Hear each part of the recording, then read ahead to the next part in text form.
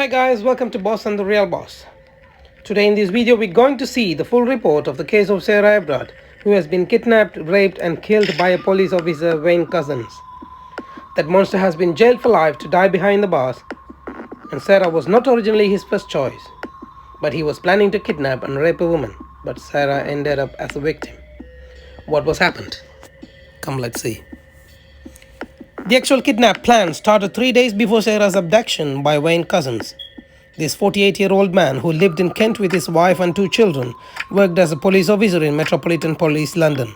He has rented a white Vauxhall car from a hire company in Dover using his personal details and bank card. He had his own car, a Seat, but in hearing he said it was in bad condition. The reason believed that Couzen hired this Vauxhall car because it was credible as a police vehicle. CCTV footage from the hiring firm confirmed that he rented a car on 3rd of March. On the same day, late afternoon, Sarah left her house at around 5:50 p.m. and walked towards her friend's house in Lethwaite Road in Clapham, which is 2.5 miles away from Sarah's house, roughly around 50 minutes walk. CCTV footage in Crester Road, Brixton confirmed that. Sarah popped into Sainsbury's and bought a wine on her way to Clapham. CCTV in Sainsbury's also confirmed this. Then Sarah left her friend's house at 9 p.m. to walk home, and that was the journey she never completed. The area she was walking home was well lit and lots of properties around. At the same time, Wayne Couzen finished his 12-hour shift and driving through Clapham, which is not his normal route, to his house in Kent. Sarah was talking to her boyfriend at around 9:13 p.m. and she was spotted at 9:27 walking along Cavendish Road, Clapham. Wayne Couzen's Vauxhall also been spotted on the same road at around 9:32 p.m. Around 9:34 p.m., Sarah has been spotted talking to Couzen next to his Vauxhall car. A former detective said he could have used COVID as a reason to get her into the car and said she was breaching COVID rules and arrested her. Sarah has been handcuffed before getting to the car. This moment of kidnap was actually witnessed by a couple traveling past the car. The female passenger saw a man and a woman on the pavement and watched as the woman was handcuffed. Also, a bus camera showed Couzen with his arms stretched out towards Sarah, which is thought to be the moment he showed her his police ID card. Police believe that the kidnapping took less than 5 minutes. She was handcuffed at 9:34 p.m., detained in Couzen's hire car by 9:37 p.m., and about a minute later, they were on their way to Kent. Couzen took Sarah to the place where his own Seat car was parked and moved Sarah from the hired car and drove her to a remote place in Dover and raped her.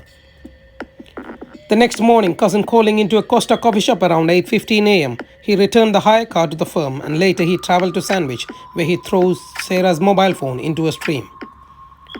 Meanwhile, Sarah's boyfriend Josh, having been unable to contact her, reported her missing on the evening of 4th of March.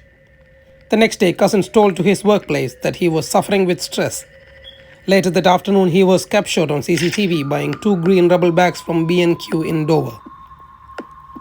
On 5th of March around 11 a.m., he bought petrol, and then at 12:45 p.m. the same day, a witness saw a large orange and yellow flame in Horswood.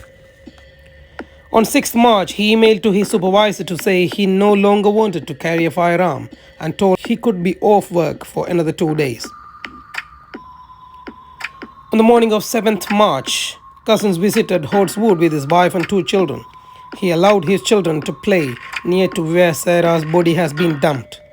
The officer then reported sick on the 8th of March. This is the day he is supposed to return to work. Couzen was arrested on 7:50 p.m. and Sarah's body has been found on 4:45 p.m. on the next day at Horswood near Ashford, Kent. Right, now we are going to see how police caught Couzen. After a few days of Sarah's disappearance, police started to check the CCTV footages. One of the footage from the bus showing Sarah and Couzen standing together. That camera identified the registration plate on the car Couzen had hired. Police found that the vehicle had been hired in Dover and hired by using Couzen's personal details, so they started chasing Couzen's mobile phone data. Also, the detectives found that Couzen and his wife had bought a small patch of woodland in Ashford, Kent in 2019. Phone data led officers to the site, and at 4:45 p.m. on the 10th of March, Sarah's body was found some meters outside the property boundary. Her body was put in a fly-tipped fridge left abandoned in the woodland before being set alight. The remains then dumped in a pond inside 2 large green builder's bags. These body remains identified as Sarah's by dental records. Also, the evidence from the site shows that she was not wearing her top, coat and leggings at the time her body was burned.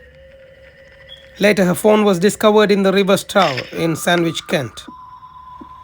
A postmortem examination confirmed that Miss Sarah Everard died from a compression of the neck. Following his arrest, Cousins initially made up a story and claimed to be having financial problems.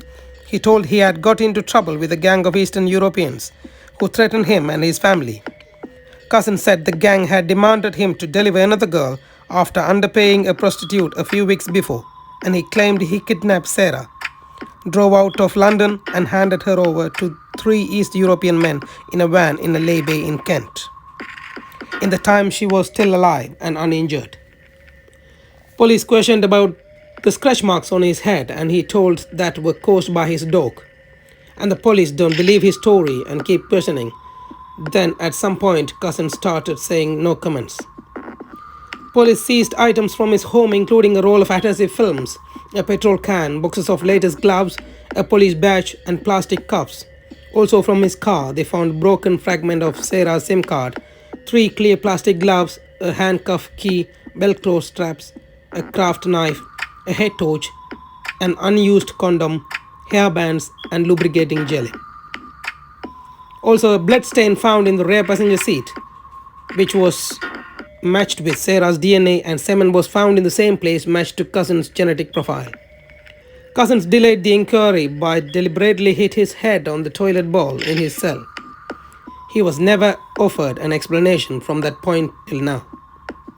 There are still lots of unanswered questions about what happened to Sarah, where she was murdered. Cousins pleaded guilty to the kidnap and rape of Miss Sarah in June, and the following month he admitted her murder. Later, his wife Elena told to Mail online that she was as puzzled as everyone else. He didn't appear to be acting strangely. I didn't notice anything was wrong, she said.